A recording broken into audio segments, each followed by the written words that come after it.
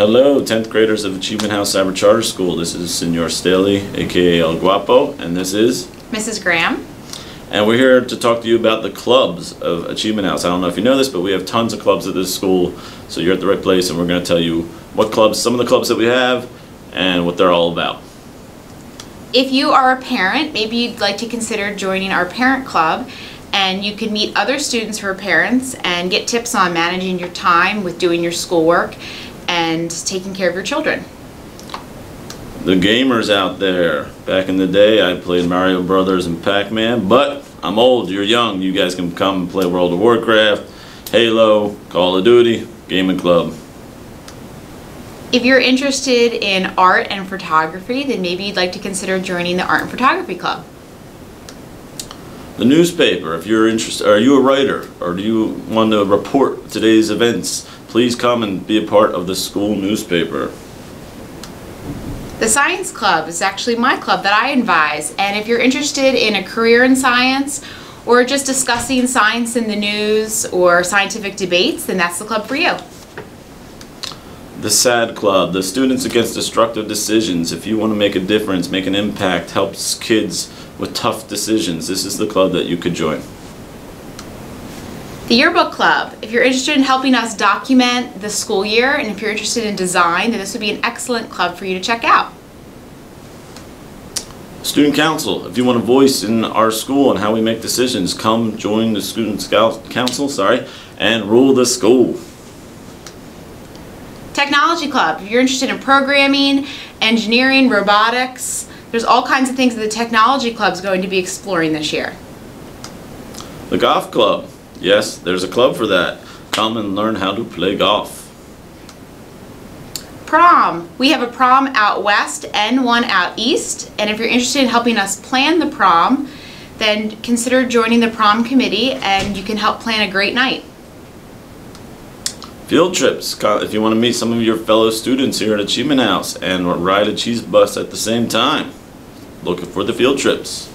And there's even more clubs, and what you should do is check out the club page. Under your courses, click on clubs, and you'll see all the information about our clubs, when they meet, and who your advisors are, and how you can go about getting involved here at Achievement House.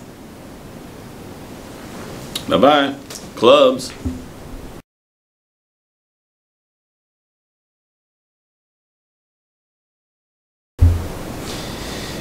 Hello everyone, my name is Mr. Doherty and I am the new 9th and 10th grade school counselor at Achievement House. Today I have prepared a short presentation on cyberbullying, and so we're going to go ahead and get started. And to start, we're going to pose the question, what is cyberbullying? And so cyberbullying can be a lot of different things. I came up with a brief definition for our purposes today, and what I came up with is cyberbullying is when students your age use technology like computers or cell phones to threaten, harass, or embarrass their peers. So some specific examples of what this can look like could be things like mean posts on Twitter or Facebook, potentially sending or forwarding embarrassing videos.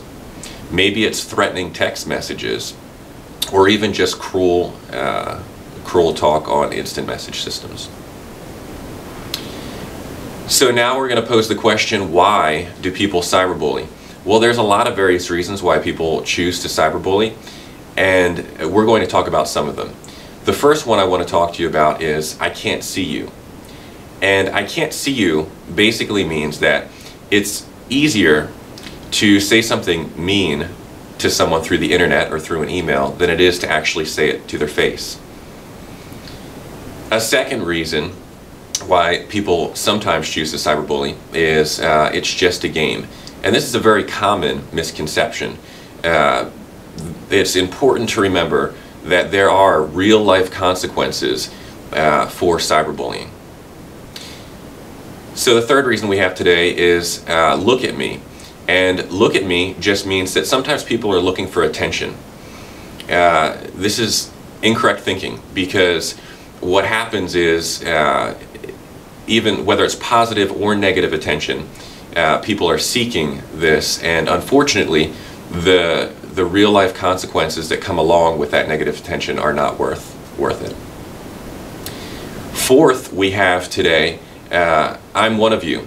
And by I'm one of you, what that means is someone who's just trying to be a part of the group. And this often happens when students, your peers are sometimes trying to fit in.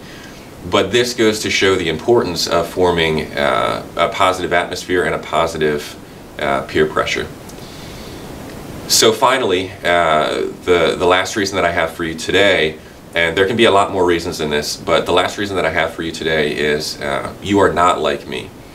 And you are not like me is when sometimes cyberbullies choose to express hate or prejudice through technologies such as email or messages or things like that. So the consequences of cyberbullying. The consequences of cyberbullying are very, very serious. They can result in things such as school failure, violence, depression, school suspension or expulsion, or even sometimes suicide. So what can you do then? The first thing you can do is you can take action. And you can take action by doing a few different things. One thing that you can do is you can tell a trusted adult when you become aware of cyberbullying. You can also just not send or forward the junk. So if you receive a mean email or something that was sent to you or forwarded to you, you can choose not to send that on. Sometimes it's easy to justify, well, I just forwarded, I didn't actually originate that message. But please keep in mind that it is just as poor of a decision to forward that as it is to actually originate that form of cyberbullying, whatever that message was. The third thing you can do is you can stand up. You can defend individuals who are being cyberbullied.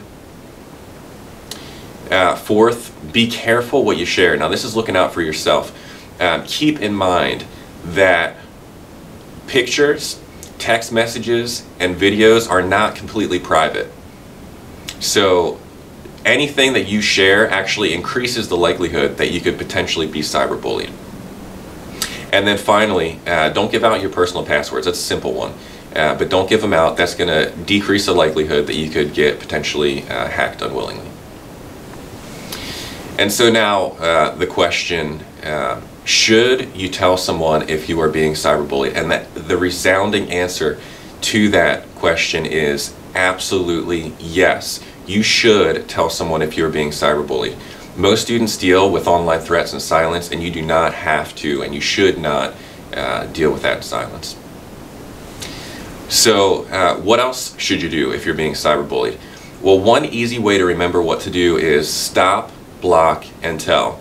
And what I mean by stop, block, and tell is the first step is stop and don't respond to the message, email, or video. And then block that cyberbully if at all possible. The third thing you do is tell a trusted adult. So that could be a mentor, that could be a teacher, that could be a counselor. And then remember to save your evidence as well. So that concludes our brief presentation on cyberbullying today. I hope that everyone was able to get something out of it. I do appreciate all of your attention. If you are being cyberbullied, please reach out today. I would love to take some time to speak with you. You can find all of my contact information in Mr. Doherty's guidance room in Moodle. And before we conclude on cyberbullying, I'm actually going to leave you with a short video that hopefully drives home some of the points that we discussed today. Thanks.